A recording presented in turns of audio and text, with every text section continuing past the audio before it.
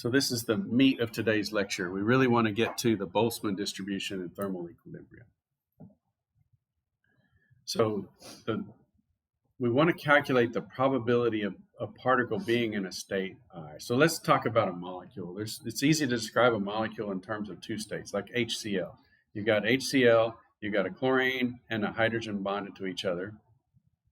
And they're in the bonded state, or if you heat them up or excite them in some way, they can be in the dissociated state. So you have dissociated or you have bound. And you could calculate at what temperature would 50% of them be dissociated. So that would be something that you could use this probability theory to calculate. And so here's the way we would calculate that. You would be able to calculate the probability of being in some state. This energy here would be the energy of dissociation. This is Boltzmann's constant, and that's the temperature. So it's temperature dependent. And so we could take into account the temperature dependence of the state.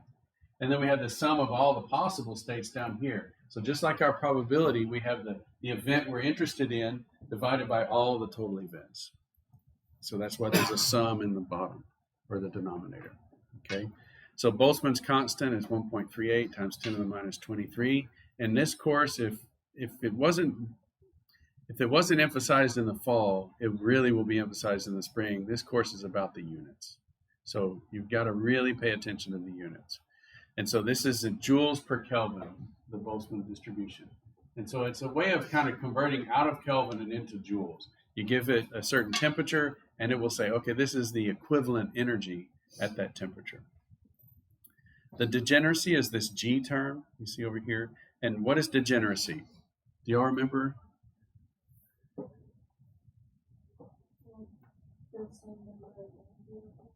It's the energy levels.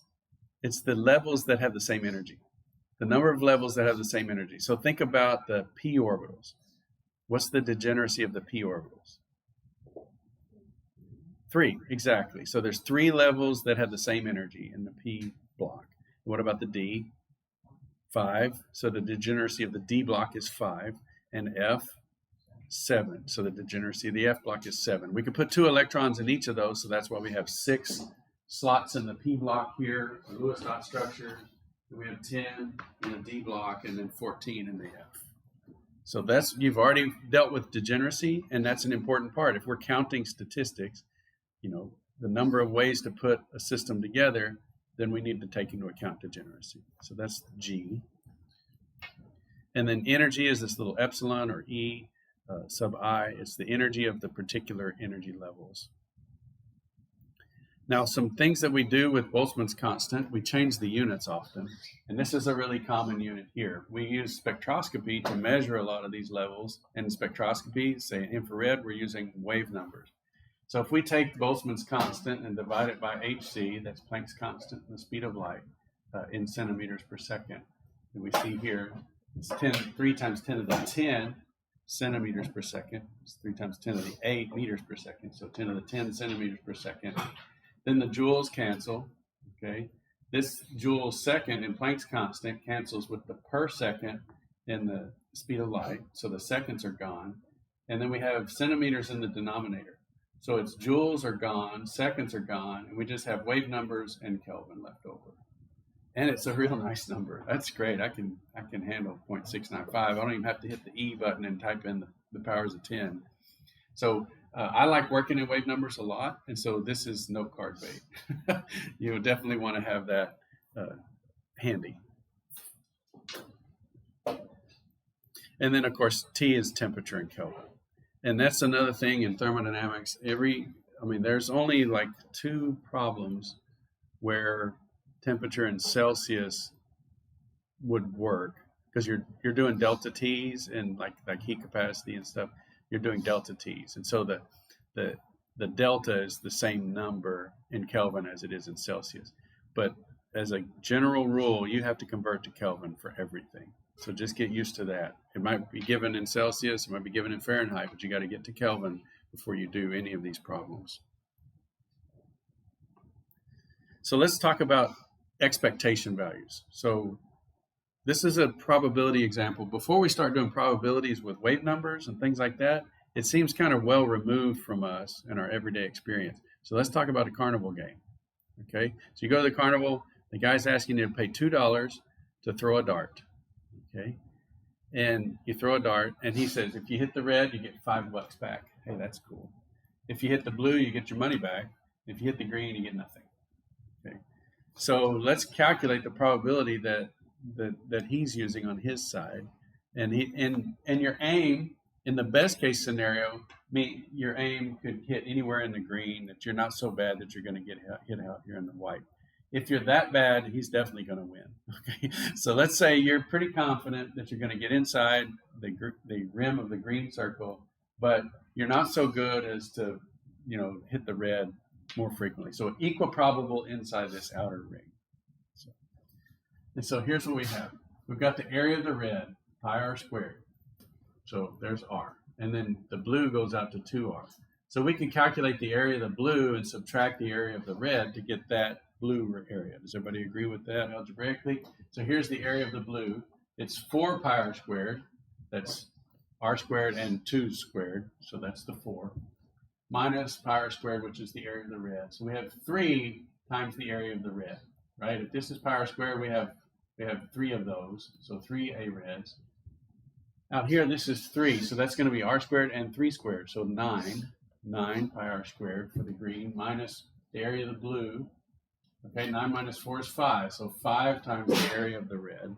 And those are our different areas. And those would be the individual probabilities. Now, to calculate a probability, you need the event you want divided by the total possibility.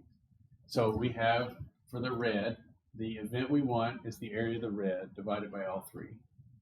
So it's 1/9. And so that's blank on your form. So if you're calculating these, you can fill in the little fractions. Okay. So that's 1/9 of a probability for hitting the red circle. So even though you get paid out $5, you got a 1 in 9 chance of hitting the red. Then the blue, it's area of the blue over everything. So that's 3/9, and then the green, area of the green over all 3. That's 5/9. So these things should add up to 9/9. So 1 and 3 and 5 is 9. So we're good. And that's another way to check your work. If it's a small enough numbers, you can add them all up to 1. You're like, okay, I haven't left anything out. Now that's area. We're not interested in area. We want to know money. So this is an important concept. We calculate the probabilities based on area, but in terms of what we're interested in, we need a function that tells us what we're interested in. So we need these values here. So we need to multiply the probability of red times the thing we're interested in to give us the expectation value of what we're interested in. When we get into energy, it's going to be energy that we're interested in. But a carnival game is just money. But when we switch over to energy, we're going to have the probabilities of all of the systems times energy for each of them. And so we're interested in energy when we get to thermodynamics. So that's our value function in thermodynamics is energy. In the carnival game, it's money. In real world, they're equal. Energy is money. Go to your power meter and it's calculating kilowatt hours. Kilowatts is joules per time and times time. So the time cancels. You're actually paying for joules. You're buying joules from the electrical company. So energy is money. The more energy we use, the more money we spend. Okay. So here we are. We've got $5 times 1/9. So this is how we do the expectation value. We add up all the probabilities times their value functions. And so we have 1/9 chance of getting $5, 3/9 chance of getting $2, 5/9 chance of getting 0. And this is what the carnival person should expect to pay out on average is $1.22. So he takes in $2 for every shot. He pays out on average $1.22. So it's 78 cents in his favor. Doesn't sound like a lot, but if it's a busy show, they're going to make money. The house always wins, right? So that's what they say. Until you get somebody up there that is really good and they're not equal probable, right? He can aim right at the red and he can walk away with the big stuffed bear or whatever. Let's apply this now to chemistry. So this denominator in the probability distribution, which was this denominator here, this denominator of all possibilities. Okay, that denominator in our system is called the partition function. It's how everything's partitioned. Just like in the dart game, the throws were partitioned in red, green, and blue. We're going to partition all our possibilities in chemistry and sum them up. And when we sum them all up, that's called the partition function. And so this is given the letter Q, and it's the sum of all of those Boltzmann factors. Sometimes you'll see beta instead of KT, and beta is just 1 over KT, so don't be confused by that. And so the probability of any particular configuration is that degeneracy times this exponential piece, this Boltzmann factor on top divided by Q, and that Q serves to normalize the probabilities.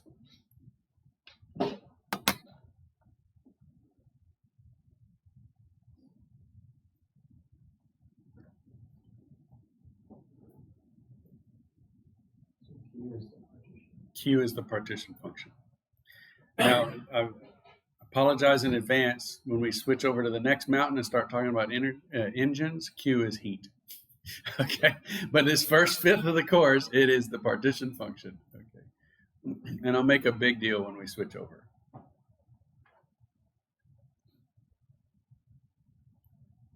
So these are features of this Boltzmann distribution law, these probabilities. So let's talk about the difference between a microstate and a configuration. So let's talk about boron for a second. So boron, we'll just talk about the valence electrons. We have 2s, 2p1, right? And that's a configuration. So let's see, this is the configuration right here. Because we don't really know which p orbital that one electron is in. So we could sit here and we say, okay, this is the 2s, we have electrons in each of those, okay, and then we have the 2p, the 2p's. We could have that electron in the first one, or we could have it in the second one, or we could have it in the third one, or we could have it spin down in the first one. We could have it spin down in the second one. Oh, don't do that. You gotta spin. Okay, or we could have it. I got a little ahead of myself. I got to draw all 3 configurations, right? And then we could have it spin down in the second one, and we could have it spin down in the third one. So there's 6 ways to make that boron configuration. And that statistically figures in to it. And so when we talk about every possible microstate occurs with equal probability, we mean these over here. Every possible microstate. So we're saying there's no statistical difference between any one of those electrons being in any one of those p orbitals. Those are called microstates. Okay. A configuration is just there's one electron in a p orbital. And that applies to all 6 of those situations. So you see that the configuration, that word configuration is a bucket that contains microstates. Are we ignoring inside states? Yes. Mm-hmm. And so, and we're ignoring any kind of magnetic fields, electric fields, spin orbit coupling. Okay. And so we're just saying for this configuration of 2s2, 2p1, there are 6 microstates. And so they're all equal probable. Yeah. Because there's 6, the 2s2, 2p1 will be more probable than the 2s2, 2p6. Like if we had 6 electrons in the p block, there's only one way to make that. And it's only one microstate in that configuration. So it's less probable than a configuration that has 6 possibilities. Okay. And so that's sort of the next point. The adjacent configurations of microstates are insignificantly different from the dominant configuration. Now, think about, we'll flip from electrons to coin flips. So you're going to flip a coin 50 times, and the exact middle would be 25 heads, 25 tails. Now, that is actually the most probable, not because it's 50-50, but because there's the most ways to get that result. So think about the order of heads and tails in 50 flips. Okay, it could be heads, tails, tails, heads, tails, heads, heads, tails. But all of the different ways you could come up with 25 heads and 25 tails. So it's the most probable just because there's the most ways to get it. Okay, it's not just because it's 50-50. Okay, now 24, yeah, it could be just like one in favor of heads or one in favor of tails. That's not statistically significantly different from 50-50 or like 25-25. Okay, and so that the distribution is going to look like this with a real flat top.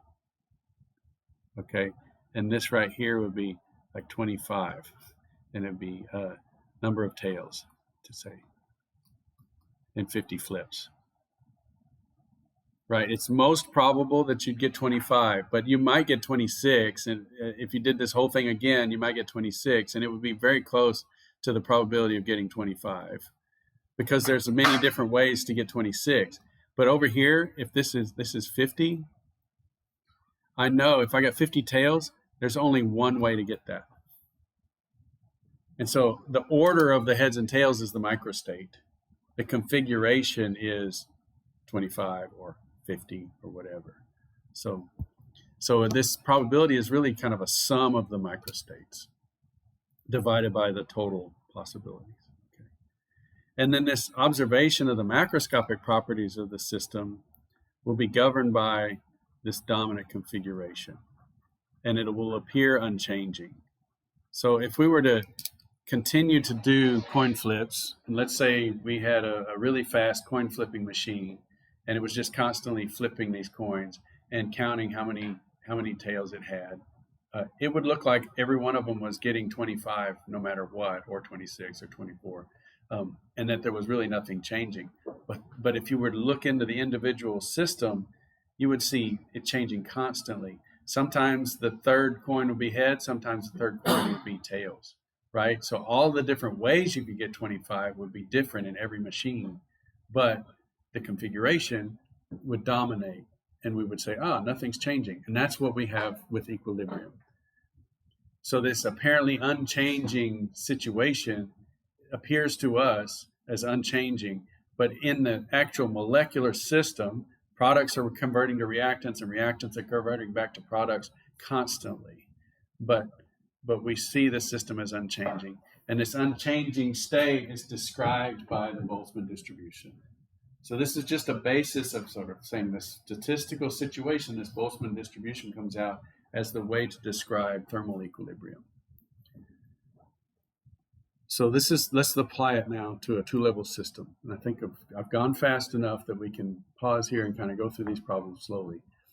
They're in your notes in sort of partially filled out manner. But these are the three equations you need. You need to know what the Boltzmann factor is. So this is I'll call this a Boltzmann factor.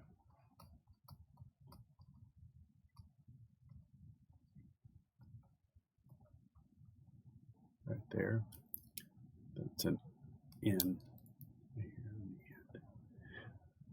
It has the energy, it has K over KT, and the degeneracy, and so on. You calculate those Boltzmann factors, you sum them up to come up with the partition function, and then you use the partition function to calculate the probabilities. So this is 1 here, this is 2 here, and this is 3. So you do them in that order. I always do these, if I can, if I'm doing them by hand, I do them in a table. So that's what this next problem is. So what are the population probabilities of a two-level system with an energy spacing of 200 wave numbers at room temperature? Now, room temperature is beautiful with this Boltzmann function. If you take the 0.695 wave numbers per Kelvin and multiply by 298 Kelvin, you get 207 wave numbers, which is very close to 200. So we'll just say it's 200. Okay, so this is roughly equal to 200 wave numbers. So what it's saying is the room temperature right here gives us a thermal bath. If this is the bottom of the bathtub, right, it gives us about 200 wave numbers of thermal energy to play with. So we ought to have quite a few molecules excited because we have 200 wave numbers of energy at room temperature. So that's nice to know. I sort of think of the room temperature as how deep is the thermal bath. and compare that to the energy levels. So from this system, here's your two-level system. The ground state is given an energy of 0, and then 200 wave numbers for the excited state. And you can fill out the table without doing any math right away. You can say that, you know, the first, this I is just an index, you know, and then the energy of that ground state is 0. The energy of the excited state is 200. The degeneracy of both of these is 1. How do I know that? Well, I don't have any gaps in my energy levels. So I've filled that out. Now I can calculate this Boltzmann constant. Well, e to the 0 is going to be 1, right? So that's pretty easy. So e to the 0 is equal to 1. So this first one is going to be 1. Okay. And then the next one is going to be, so bi is equal to 1, the degeneracy, right here, times e to the minus 200 wave numbers divided by 200 wave numbers, right? Because that's KT right here. KT is right here, and that's 200 wave numbers. So it's going to be e to the minus 1, which is going to be 0.38. So I've done the step 1. I've calculated the Boltzmann factors. I'll pause there to make sure that you understand the math that we just did.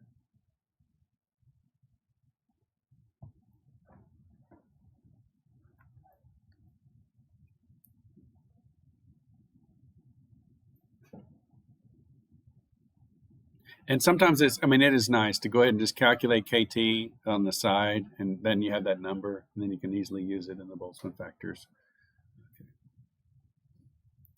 Okay, so now we calculate the partition function, which is simple. It's just the sum of those two.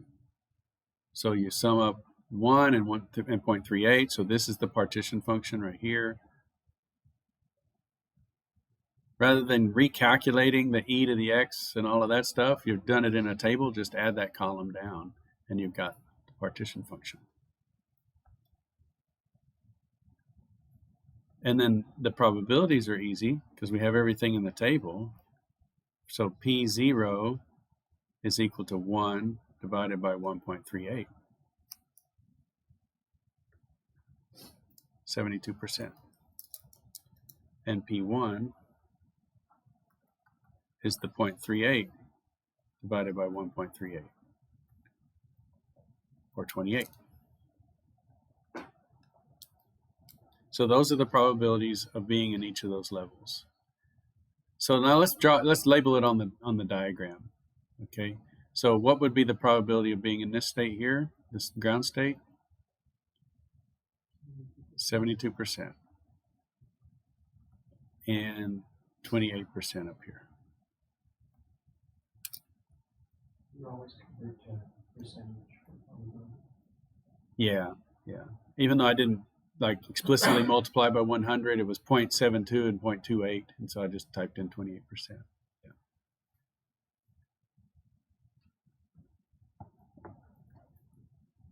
Okay. Notice we have 200 wave numbers of energy at room temperature. That doesn't mean all of the molecules are excited. Only 28% of them are. Okay. Let's do a two-level system with degeneracy. So look at that top level now. It's a doubly degenerate excited state. So I've added these words to the problem. It's the word problem. So these words have been added. Doubly degenerate excited state. And so now I have this gap here. And we're just showing that there's two energy levels in the excited state. So the only difference in the problem is I've now got two chairs in the excited state. And you can think of statistics as musical chairs, right? Everybody runs into the room and finds a seat. So this is happening all the time. We're at room temperature. Molecules are jumping and dropping. So we've got 1 and 0.76. It was 0.38 times 2. So now that Boltzmann factor, when you take into account the degeneracy is 0.76, add those together, you get 1.76. So the degeneracy, or the probability of being in the ground state, has to drop because I've got a larger denominator. Okay. So now this is P0 is equal to 1 over 1.76 instead of 1.38. And so it's 57% probability of being in the ground state. And the excited state is 0.76 over 1.76, or 43%. And so we can label these now. Just by having a degenerate excited state, we went from 72% in the ground state to 57%. Pretty dramatic difference. We haven't changed the temperature at all. That's kind of weird, isn't it? We have more excited molecules. We haven't changed the temperature. That's weird. Yeah. And we'll see that is actually what we see in nature too. Okay. And so then we have 43% divided by 2, so that would be like 21.5 in each one.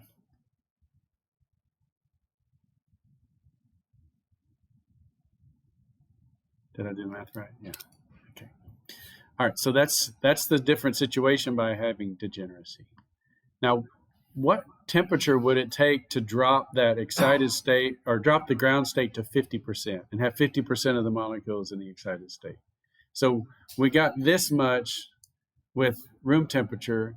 Can we solve how much it would take to get the excited state up to 50% total and the ground state down to 50%? So that's a typical problem too. So here we have a lot of math that is not on your notes. So we'll just walk through these equations. What is when we say this, we want a 50% down here. So what is P0? Well, it's that Boltzmann factor for the ground state divided by the partition function equals 0.5. So this word problem and this math equation tell you the same thing, right? And buried in these factors is the temperature. So what we want to do is we want to expand those. So it's B0 over B0 plus B1 is equal to 0.5. B1 is that e to the 0 here. So that's equal to 1. And B1 is equal to this. The difference is 200 wave numbers, KT, and this is the T we want to solve for. So we can put this problem together as, again, B0 is 1. So we have 1 up here and 1 down there. And we've got one equation and one unknown. We just have to do a little bit of algebra. Okay. So we're going to swap things around. We're going to move the denominator over to the right, and we're going to move this over to the denominator, and 1 divided by 0.5 becomes 2. So that's where this 2 came from. That was 1 divided by 0.5. And then we have this denominator piece here. We're going to move the 1 over to the left and divide by 2, okay, to get rid of the degeneracy. And so that's where we are here. And then we just need to get to that t. How do I get out of this exponent?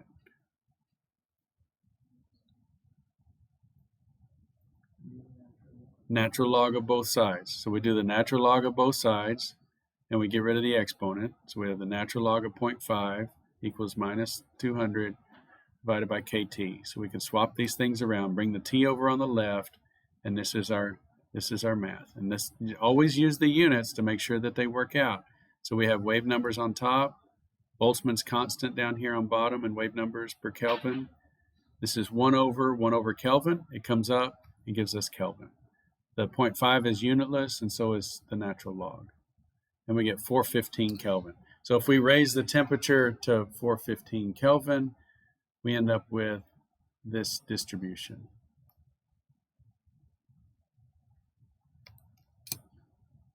So that's the Boltzmann factor. So I think that's the good start. It's the way we determine if something's at thermal equilibrium or not. So we would expect this probability in states at 415. So if we think the system is at 415 and we test the states for their probabilities and they're not, then we know it's not at equilibrium at 415. It's a different temperature. And so we can actually use this to determine if something is at equilibrium or not.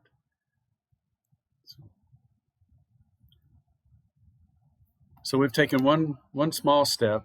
Again, it's on the video, so if you want to finish out the notes later, you can. But we could take the partition functions for products and reactants and take their ratio, and that's the equilibrium constant. And so if you were to put these two systems in contact with each other, they would favor the products. And so that's how we have reacting systems, is we have different systems in equilibrium, and this one has a higher partition function, more seats, so statistically it's going to be favored. And that's really all equilibrium is. And we'll flesh that out in greater detail for sure, but this is just a foreshadowing. All right, we've taken one small step today by learning the Boltzmann distribution, but we're headed up the mountain, and it's going to be a good semester. And it's going to be fun because there's just a small group here, and it'll be great. Labs won't start for 2 more weeks.